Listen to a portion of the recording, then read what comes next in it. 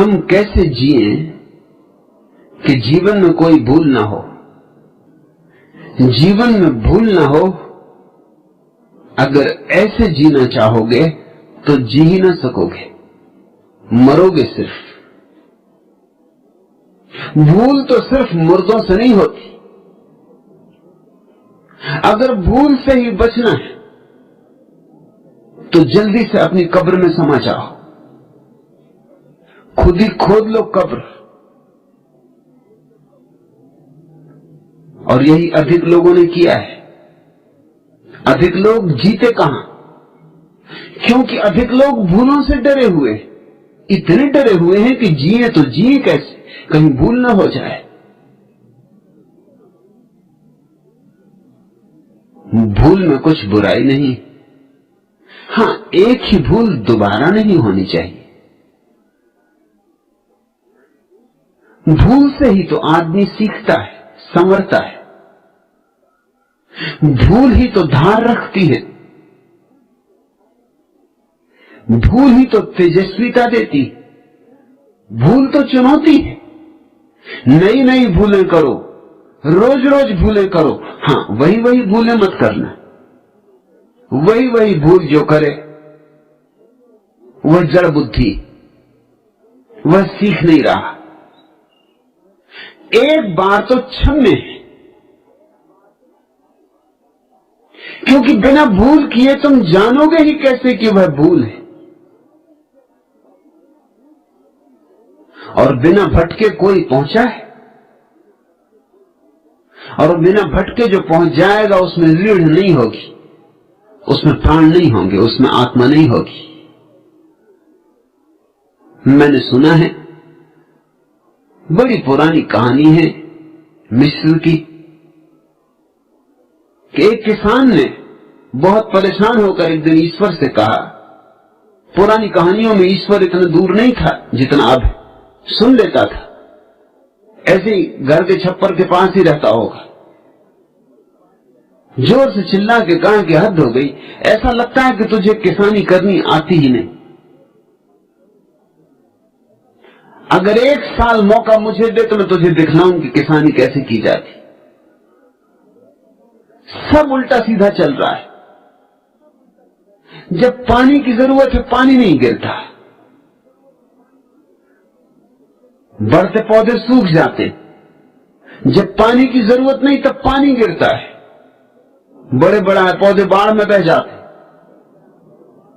और फिर कितने कीड़े, कितने मकोड़े, और कितनी टिड्डी दल, और कितना कुहासा। तुझे कुछ होश है? तुझे खेती बाड़ी का कुछ पता है? ईश्वर ने कहा तो ठीक, इस साल तू संभाल, इस साल तू जैसा चाहेगा वैसा ही होगा। किसान ने सारी योजना बनाई, जीवन भर का अनुभवी किसान था। पाले देखे थे, ओले देखे थे, तूफान देखे थे, आंधियां देखी थी, अंधड़ देखे थे, बाढ़ देखी थी, सूखा देखा था, सब देख चुका था। उसने बड़ी व्यवस्थित योजना बनाई और उसकी खुशी का कोई ठिकाना न था।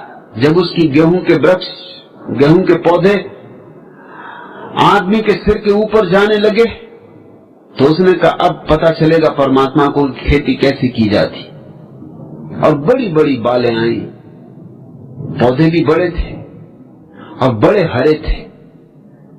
जब पानी की जरूरत थी, जितनी जरूरत थी उतना पानी उसने मांगा, उतना पानी गिरा।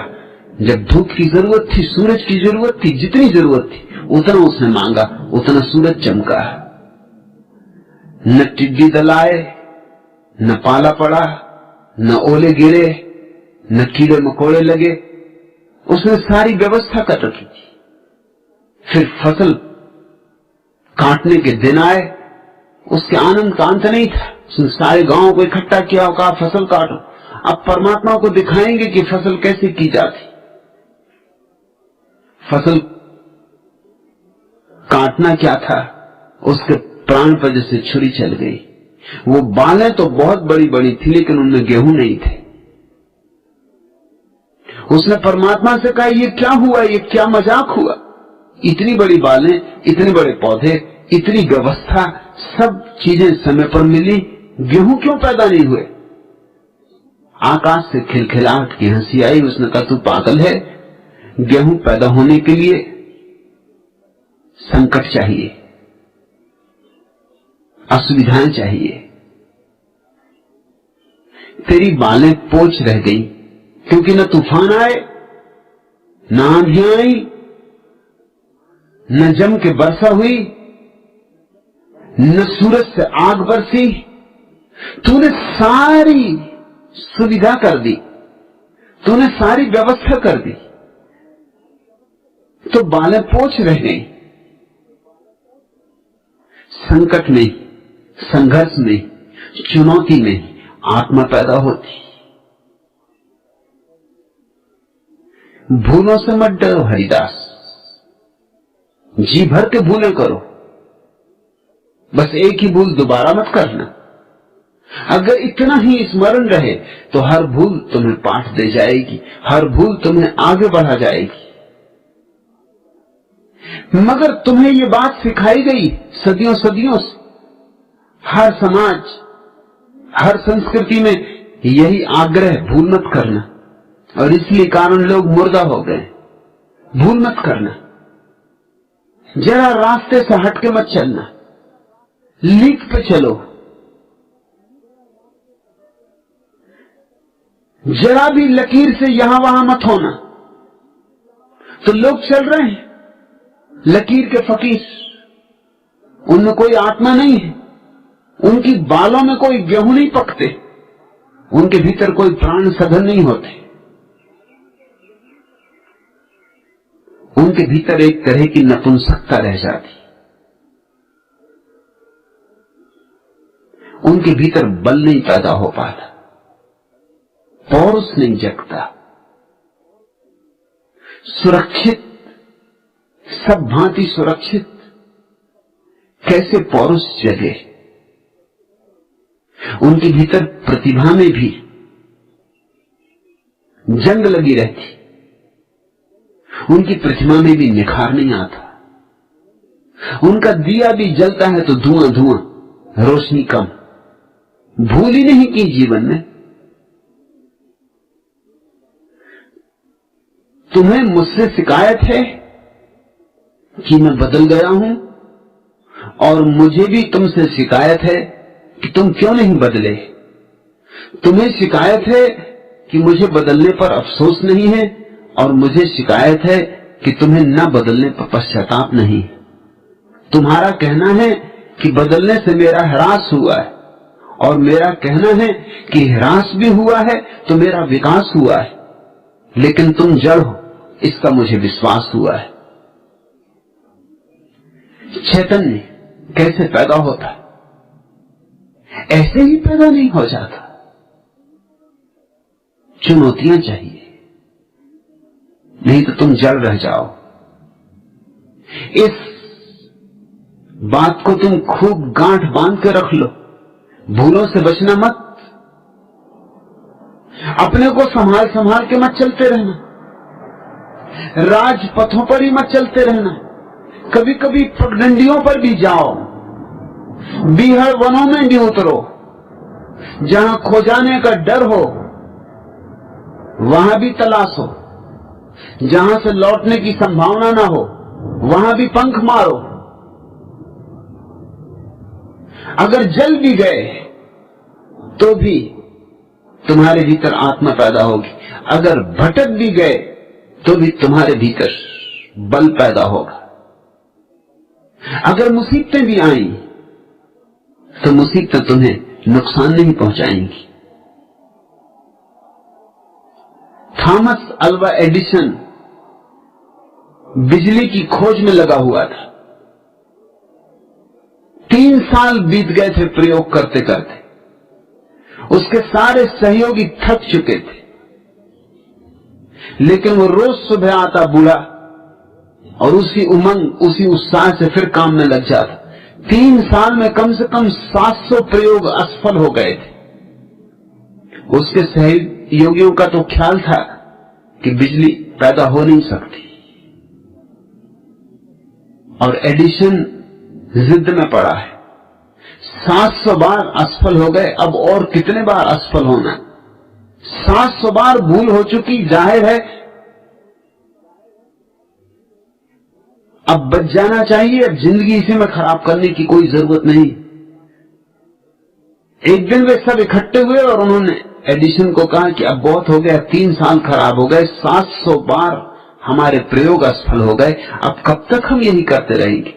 और आपको हम देखते हैं तो हमारी छाती और बैठ जाती। आप रोज सुबह उसी उमंग, उसी उत्साह से चले आते, न उदासी, न हताशा, न निराशा।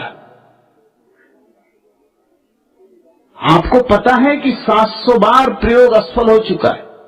एडिसन ने कहा मुझे पता है, इसलिए तो मेरी उमंग रोज रोज बढ़ती जाती कि अगर समझ लो 1000 गलतियां हो सकती तो 700 तो हम कर चुके, अब 300 ही बची।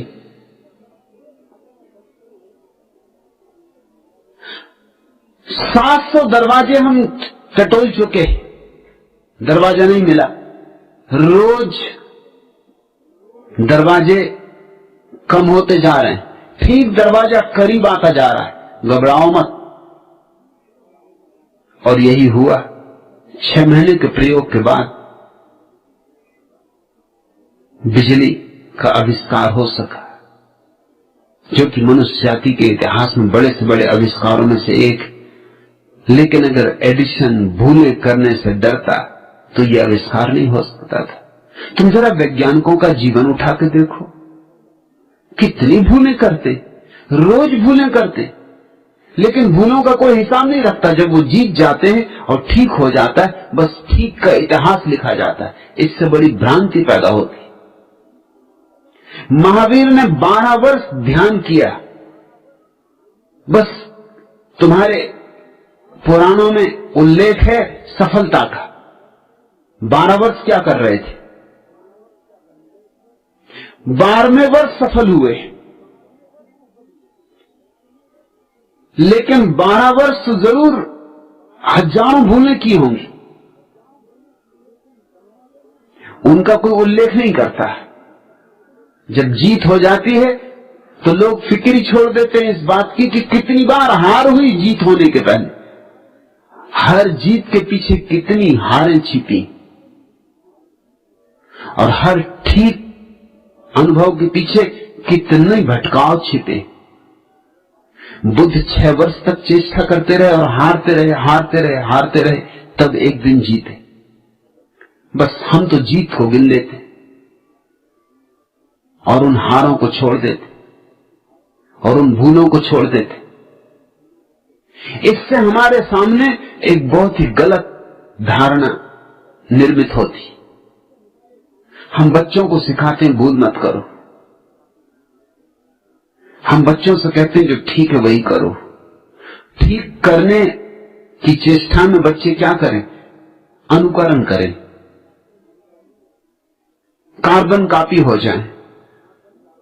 कार्बन कॉपी हमेशा ठीक होती, भूल तो हो ही नहीं सकती, क्योंकि मूल की सिर्फ प्रतिलिपि है, भूल कैसे हो सकती? लेकिन अगर तुम अपने जीवन की कुछ शोध करने में लगोगे, अगर तुम फिर से ध्यान की तलाश में चलोगे, तो हो सकता है 12 वर्ष तुम भी भटको। और उस बात का मजा और है, महावीर की छाया बन के चलना एक बात है, महावीर होना बात और है। मोहम्मद ने जो कहा उसको दोहराते रहना तोतों की तरह एक बात है, और मोहम्मद ने जैसे जाना उन सारी भूलों को करके गुजरना, उन सारे कंटकाकीर्ण मार्गों को पार करना, वो सारी फिसलने रास्तों की, वो गिर जाने के डर, वो बहुत बार गिर जाना, घुटनों का टूट जाना, लहूलुहान हो जाना, वो बहुत बार अंधेरी रातों में भटक जाना, बहुत बार निराश हो जाना, बहुत बार सुबह का धागा हाथ से छूट छूट जाना, वह सब जब तक न गुजरे, जब तक तुम फिर उससे न गुजरो, तुम्हारे जीवन में मोहम्मद का बल नहीं होगा, महावीर की क्षमता नहीं होगी, बुद्ध की प्रगाढ़ता नहीं होगी। नहीं हरिदास, ऐसा मत पूछो कि हम कैसे जिएं कि जीवन में कोई भूल ना हो। मैं तो कहूंगा ऐसे जियो कि जीवन में जितनी भूलें हो सके हों, सिर्फ एक भूल दोबारा ना हो। बस खूब जियो, फिक्र छोड़ो भटकने की, डरने की। डरने वाले कायर अटके ही रह जाते, उठते ही नहीं। जरा सोचो, अगर छोटे बच्चे ये सोचे कि हम चलेंगे तभी जब गिरने का कोई डर न रह जाएगा, तो इस दुनिया में सारे लोग घुटनों के बल ही सड़कते रहें, फिर कोई चलना नहीं हो सकता। वो तो छोटे बच्चे बड़े हिम्मतवर। हरिदास तुम जैसे सवाल नहीं पूछता छोटा बच्चा कि मुझे कुछ ऐसा रास्ता बताओ चलने का कि मैं कभी गिरूं ना। बच्चा तो उठता है और गिरता है, घुटने तोड़ लेता है, फिर उठता है, फिर गिरता है, उठते ही रहता, गिरते ही रहता, उठते ही रहता, गिरते ही रहता।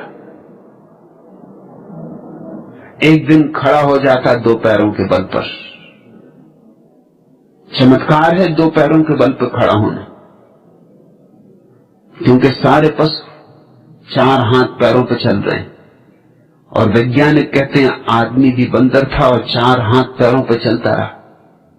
जरा उन प्राथमिक बंदरों की कल्पना करो जो पहली बार दो पैरों पर खड़े हुए होंगे, बाकी सब बंदर हंसे होंगे कि ये देखो अब ये गिरेंगे सज्जन। चमत्कार है दो पैरों। सारे बंदर हंसे होंगे और बंदरों के पंडित पुरोहित और बंदरों की परंपरा और उनकी पुरानी धारणाएं, उन्होंने कहा होगा हमने ना तो कभी देखा ना सुना किसी बंदर को दो पैर से चलते। ये मूल देखो, हम कहते हैं कि विकास हुआ, बंदरों ने तो कहा होगा कि पतन हुआ, क्योंकि बंदर रहते वृक्षों पर, आदमी को रहना पड़ा फिर जमीन पर। पतन ही कहना चाहिए, ऊपर से नीचे उतरे, इसको विकास कैसे कहोगे?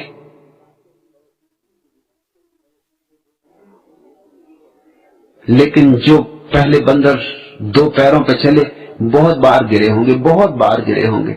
जैसे छोटा बच्चा गिरता है, उनके घुटने टूट गए होंगे, लहूलुहान हो गए होंगे, लेकिन फिर भी वे कोशिश करते रहे। उनकी कोशिश एक दिन सफल हुई। उनकी सफलता से ही मनुष्यता का जन्म हुआ, क्योंकि जिस दिन दो हाथ चलने के काम से मुक्त हो गए, उस दिन दो हाथ और दूसरे काम के लिए मुक्त हो गए। फिर हम बहुत कुछ काम कर सके। अगर चारों हाथ पैर चलने में ही लगे रहें तो कुछ और नहीं किया जा सकता। आदमी ने दो पैरों पर चलना छोड़ दिया, दो हाथ बिल्कुल स्वतंत्र हो गए। अब इन स्वतंत्र हाथों से आग जलाओ, अस्त्र बनाओ, शस्त्र बनाओ, मकान बनाओ, बैलगाड़ियां बनाओ कि हवाई जहाज बनाओ, अब तुम जो भी चाहो करो। ये दो हाथ मुक्त हो गए। इन दो मुक्त हाथों में सारे मनुष्य का विकास छिपा है। बंदर अब भी सुरक्षित है अपने वृक्ष पर, उसने भूल न करने का रास्ता पकड़ा। नहीं तुम ऐसा पूछो ही मत। मैं तो तुम्हें चुनौतियों को अंगीकार करना सिखाता हूं, तभी तुम्हारे जीवन में सुबह होगी। और जितनी अंधेरी रात होगी उतनी ही प्यारी सुबह होगी। और जितने दूर तुम परमात्मा से निकल जाओगे भटककर, उतने ही पास आने का मजा होगा। जितनी कंठ में प्यास होगी उतनी ही तो तृप्ति होगी ना। तमाम उम्र गुजारी है अंधेरों के तले, आपके दर पे ही जाना कि सवेरा क्या है। मौजे तूफान की साहिल से मुलाकात न थी, आपसे मिलके ही जाना कि किनारा क्या है। सुलगती बालू में छाया है बस बबूलों की, आपकी छाए मिले फिर से सहारा क्या है। हंसे तो ऐसे खिजाओं का हाथ थाम लिया, हमने जाना कि फिजाओं का नजारा क्या है। पतझड़ों में वसंत छिपे हैं, जरा पतझड़ों में तलाशो, और भूलों में भटकाओं में सत्यों के मंदिर छिपे हैं, जरा भूलों में भटकाओं में खोदो, गहरे खोदो। जो व्यक्ति भूल करने से बचना चाहता है उसका साहस समाप्त हो जाता है, वह कायर हो जाता है, और कायरों के लिए इस जगत में कुछ भी नहीं।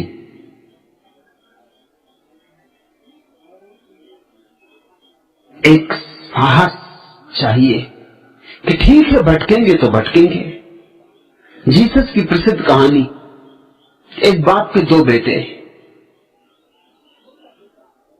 छोटा बेटा जुआरी, शराबी, वैश्यगामी, बड़ा बेटा मंदिर जाए, पूजा करे, पाठ करे, दुकान में मन लगाए, खेतीबाड़ी में डूबे। आखिर बड़े भाई ने कहा कि छोटे भाई के साथ रहना मेरा नहीं चल सकता, मैं कमाऊं और ये गंवाए, हमें अलग कर दे। तो बाप ने दोनों को आधी आधी संपत्ति बांट दी और अलग कर दिया।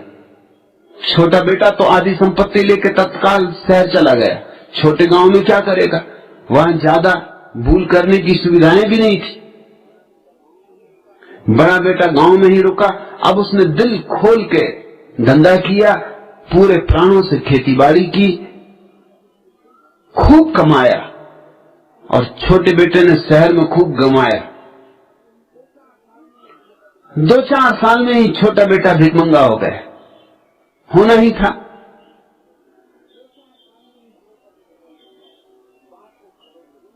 बाप को खबर लगी कि छोटा लड़का भीख मांग रहा है, सब बर्बाद हो गया। उसने खबर भेजी कि तू वापस लौटा। इतने नौकर हैं घर में, तू अगर एक बिना कुछ किए भी पड़ा रहेगा तो भी चलेगा, तू वापस लौटा। बाप का संदेश मिला तो बेटा वापस लौटा। और जब बेटा वापस लौटा तो जीसस ये कहानी बार बार कहते कि बाप ने घर में दिए जलवाए, दीपावली मनवाई, बंधनवार सजवाए, फूल लटकवाए। जिस रास्ते से बेटे को लाना था उस रास्ते पर स्वागत का इंतजाम किया, द्वार बनाए, श्रेष्ठतम भोजन तैयार करवाया। वर्षों के बाद बेटा वापस लौटता था। बड़ा बेटा खेत पर काम कर रहा था, भरी दोपहरी धूप में। किसी ने उसको खबर दी कि अन्याय की भी एक सीमा होती, तू तो बाप की सेवा करते करते मरा जा रहा है, अभी भी दोपहरी में छाया में नहीं बैठा, खून पसीना कर रहा है, और तेरे स्वागत में कभी बंधनवार न बंधे, कभी दीपावली न मनाई गई, कभी सुगंध न छिड़की गई, कभी बैंड बाजे न बजे, और तुझे पता है तेरा छोटा भाई बर्बाद होके भिखमंगा होके लौट रहा है। सहनाई ये जो बज रही उसी के लिए बज रही। स्वभाव था बड़े भाई को बहुत आघात हुआ, ये तो अन्याय है। वो घर लौटा, उसने अपने पिता को कहा कि ये अन्याय है, मेरा कभी स्वागत नहीं हुआ, मैं सदा आपके चरणों में सेवा में रहा, मैंने कभी कोई जीवन में भूल नहीं की, सदा आपने जो कहा वही किया, और छोटे ने जो आपने कहा उससे उल्टा किया, और उसका स्वागत किया जा रहा है।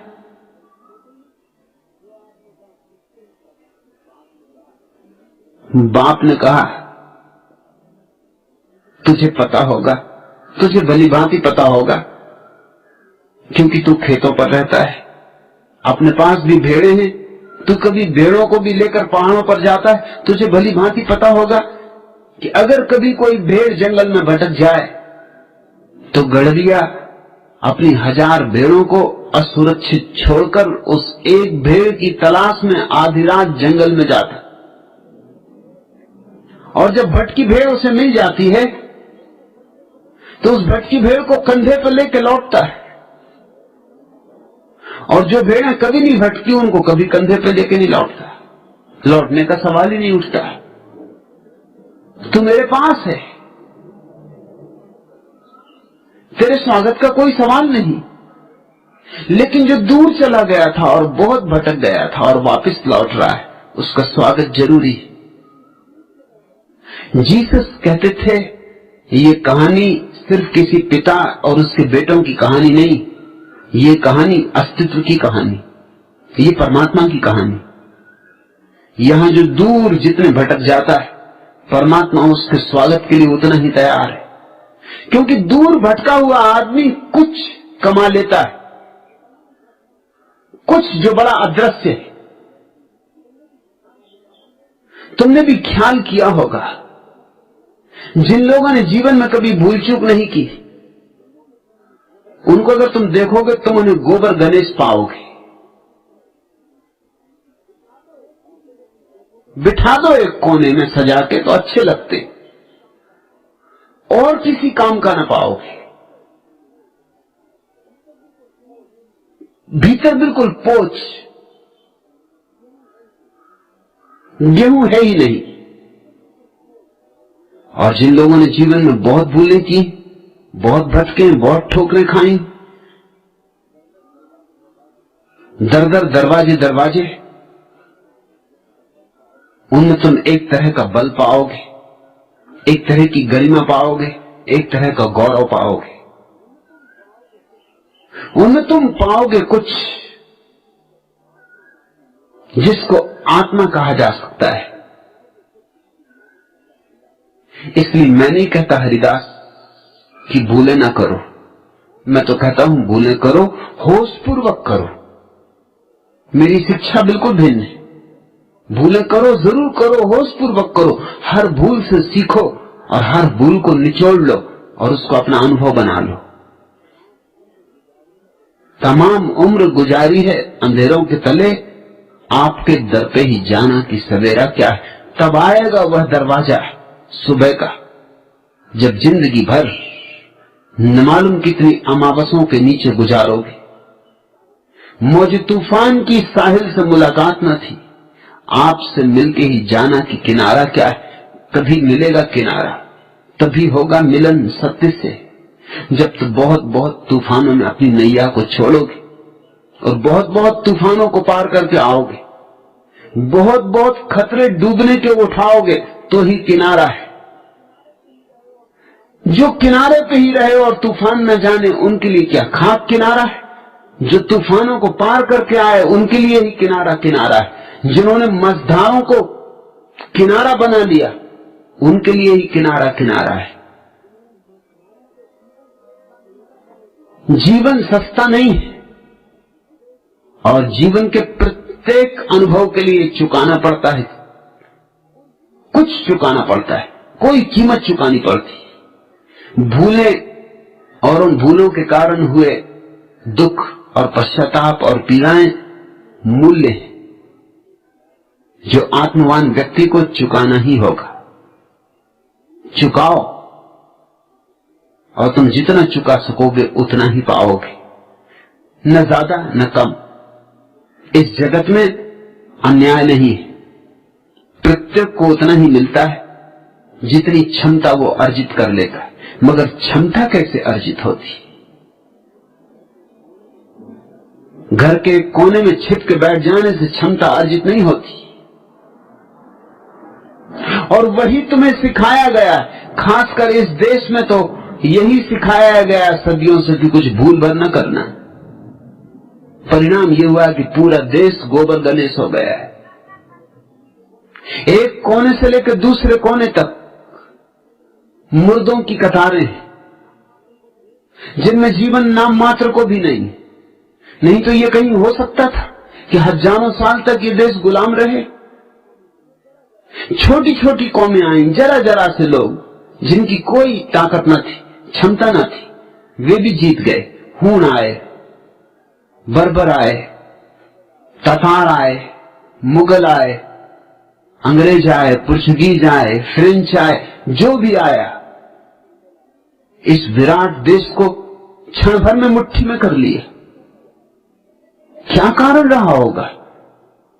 और ये देश बातें करता है आत्मा की, परमात्मा की, और ये देश बातें करता अमृत जीवन की, शाश्वत जीवन की। लेकिन असलियत कुछ और है। देश बहुत कायर हो गया है, और कायर हो जाने के पीछे कारण क्या है? कारण है ये मौलिक शिक्षा, भूल न करना, संभल संभल के चलना, गिरना मत। अगर गिरने का डर हो तो चलना ही मत, बैठे ही रहना। बैठे रहना बेहतर है गिरने की बजाय, न चलना बेहतर है, मगर भटकना मत। लेकिन पहुंचना हो अगर कहीं तो भटकने की जोखिम उठानी ही पड़ेगी। जोखिम जीवन है।